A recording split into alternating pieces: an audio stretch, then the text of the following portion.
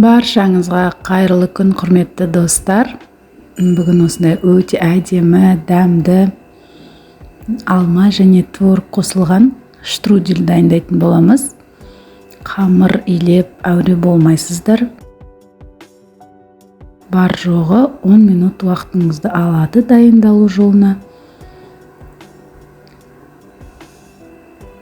Шайға тез-тез осы рецептпен пісіріп жеп көріңіздер.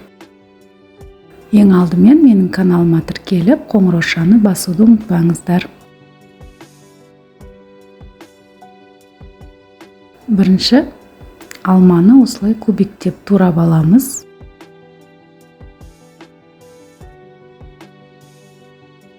Және алмаға шекер қосамыз. 2,5 ас қасық шекер қостым. Жақсылап араластырамыз. Оны бір шетке қоя тұрамыз алманы.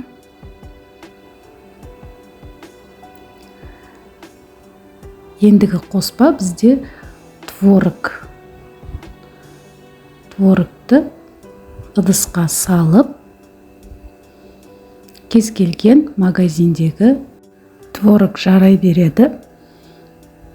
Қаймақта менде 15%.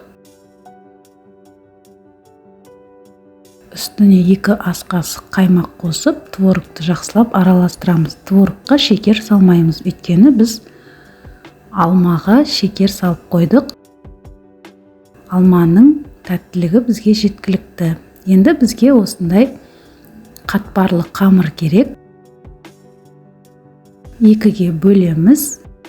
Бір қатпарлы қамырдан 2 дана штрудель дайындаса болады.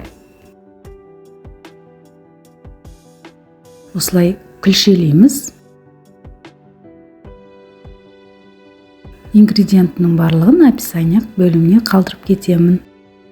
Менде описание бөлімінде оңай және жылдам жасалатын тәттілердің, тағамдардың рецептері өте көп. Менімен бірге жасап көріңіздер.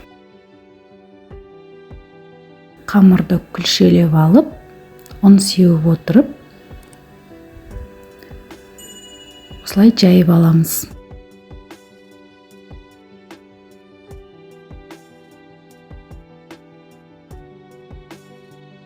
Төрт бұрыштылау етіп жаямыз.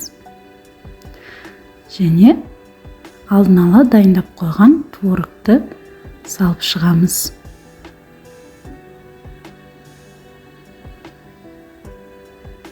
Өте дәмді болып шығады. Творогты салып болған соң алманы саламыз. Осындай күннің ыстығында, жаз мезгілінде, балалардың каникулында өте оңай тәттілер жасап берсеңіздер болады. Қамырдың бас жағын осылай кесіп аламыз. Пышақпен кессеңіздер де болады. Енді қамырды осылай ораймыз. Кесілген жерді де орап аламыз осылай. Және мен табаға пергамент қағазын осылай мұжып салдым. Мұжып салған өте ыңғайлы, жақсы төселеді. Осылай әдемелеп орналастырамыз және екі шетін бір-біріне жабыстырамыз. Ең соңында жұмыртқаның сарысын жақсылап бетіне жағамыз. Жұмыртқаның сарысы піскен кезде түсін әдемі етіп көрсетеді. Сол себепті міндетті түрде жұмыртқа жағыңыздар бетіне. Осы күйінше 180 градуста жарты сағатқа пешке салып пісіріп аламыз. Сіздер менің каналыма тіркеліп, видеоларыма лайк басып, поделицаны басып, WhatsApp желісіне тарата отырыңыздар. Міне біздің штрудельіміз дайын болды. Өте әдемі болып шықты және дәмі де өте керемет. Қазір сіздерге кесіп көрсетемін.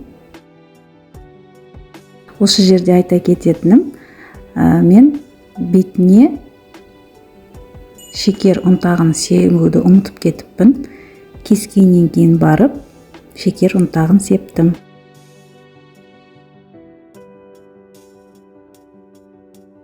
Қонақ келгенде де, балаларыңызға да, өзіңізге де шайға осылай пісіріп жесеңіздер, өте керемет, дәмді болып шығады. Шайға тез-тез осылай пісіріп жеңіздер.